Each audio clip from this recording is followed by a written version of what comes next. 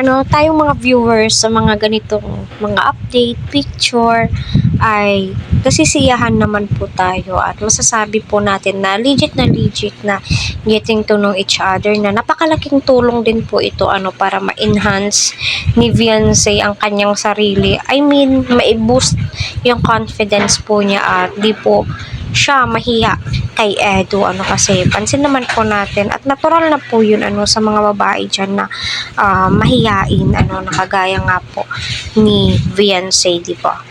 So ayun, patuloy po nating suportahan si Kalinga Prab, Kuya Val at ang buong team.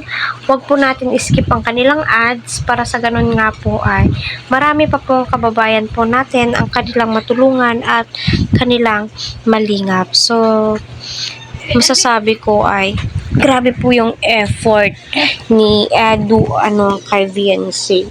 So napakalaking tulong po talaga iyan.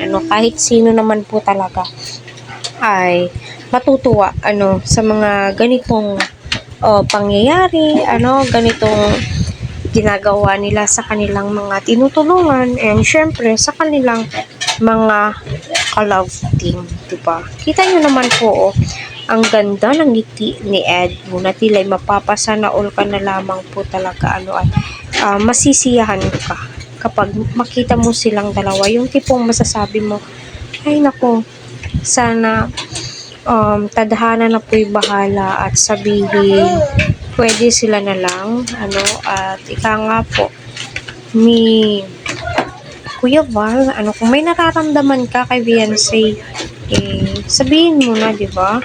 Para sa ganun ay masabi din po natin na may forever sa Kalingap serye. At number 1 po ang Rochelle na nagpatunay. Malamang nyo, EDSI na po ang susunod. Kita naman po natin na si Beyonce ay tuwang-tuwa na nakita si Jollibee. So kita naman po natin na masaya po siya.